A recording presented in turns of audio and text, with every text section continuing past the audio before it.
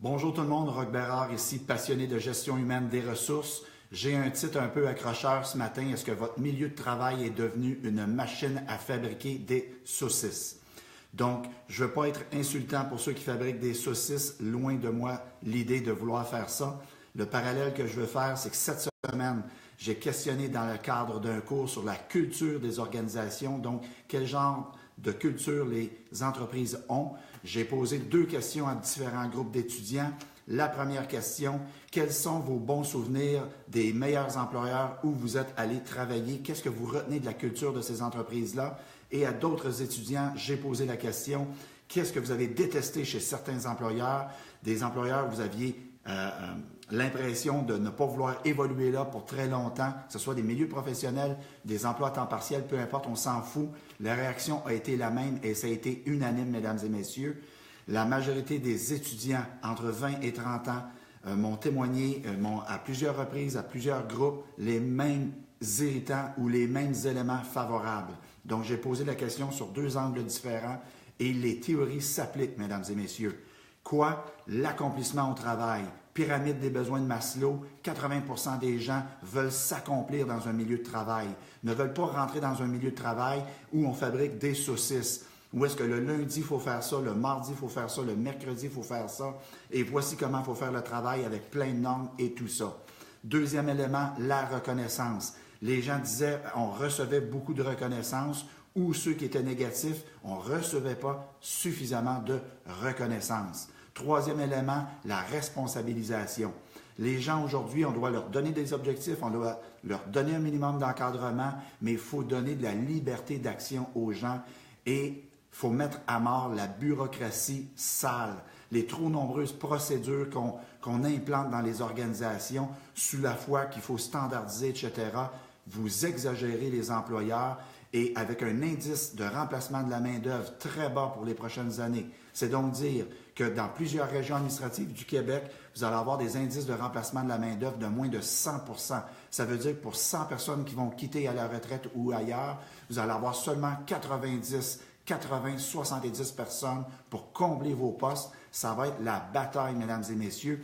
Je vous recommande fortement de changer de culture, de changer votre philosophie de gestion et de mettre de l'emphase sur ce que je viens de mentionner, permettre aux gens de s'accomplir, donner de la reconnaissance, responsabiliser les employés.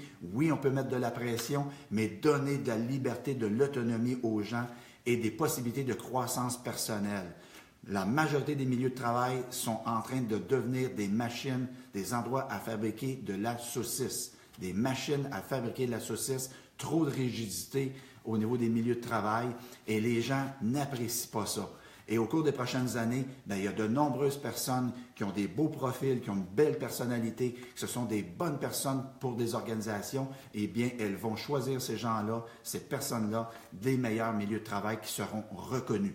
Et dernier truc que je vais vous donner ce matin, il faut cesser de présumer qu'est-ce qui est important pour nos employés, qu'est-ce qu'ils désirent et il faut sonder. Si c'est important, mesdames et messieurs, investissez quelques dollars, quelques ressources financières et matérielles afin d'aller mesurer la satisfaction de vos employés à cet effet-là. Allez mesurer l'importance de plusieurs facteurs et allez mesurer votre performance comme employeur.